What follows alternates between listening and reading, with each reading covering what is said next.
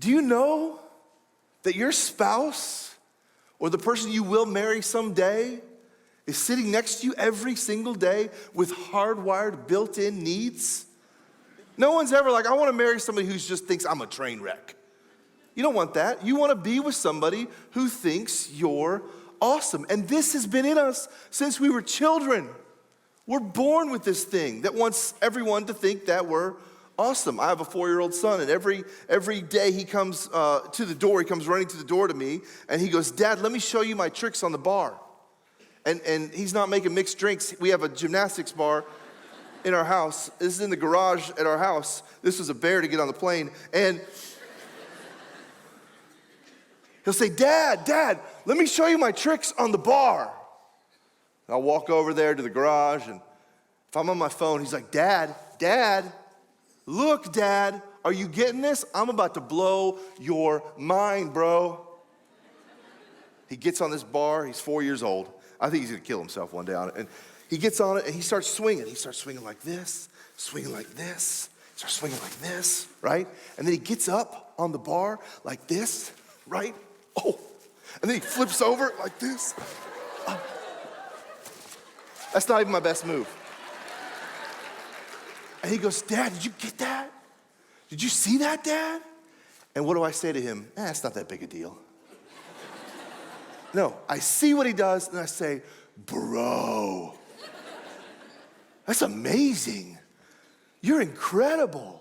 Oh my gosh. And all this 4-year-old wants is for Dad to see how awesome he is and tell him how awesome he is. And you know what I think? I don't think that ever leaves the human heart. I don't think it ever leaves the human heart. That every single one of us wants the important people in our life to say, man, you're awesome. But we're adults, so we don't say, come see my tricks on the bar. Instead, we quietly do things we think are awesome, hoping that our person will notice. So we go, yo, I don't know if you saw, but I did the laundry. I washed it, dried it, folded it, and put it in your drawers for you. So, kind of a big deal. I cleaned up again. I don't know if you noticed, but I did, and you didn't, and I'm awesome. Well, yeah, I know you cleaned up, but I fixed stuff. So, the doorknobs, you notice, they're not so loose anymore. I did that. Yeah, that's cool. That's cool. I was nice to your mom. So, what do you think about that? You like those moves? That's cool. I cooked dinner again. Yeah, well, guess what I did? I watched The Bachelor with you. That was difficult, but I did it. And you didn't even say thank you. Yeah, well, I put my phone down for almost 30 minutes. So, kind of a big deal. Well, that's great. It's great you put your phone down. I only went to Target once this week.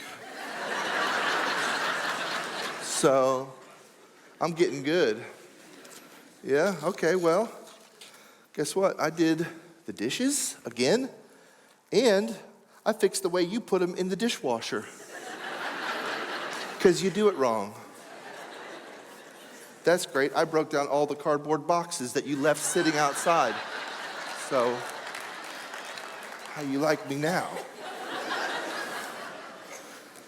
I watched the kids. I made the money. I don't know, this one I gave it up. I mean like alcohol or something. What were you guys thinking? Sickos. And we do our moves in our marriages. And all the while, we're hoping our spouse sees it and goes, man, that's awesome. Because we have a need to be recognized as awesome. We have a need to be valued. We have a need to be important. And all of this can be solved with one little thing, the words that come out of your mouth. All of this can be dealt with the words that come out of your mouth. The writer of Ephesians says it like this, Ephesians chapter 4, verse 29. Don't let any unwholesome talk come out of your mouths. And everyone thinks this is the cussing verse. Everyone goes, oh, so don't cuss. That's not what this is about. I'm not saying you should cuss. I'm just saying that's not what this is about. In fact, what it means, the word here is sapros.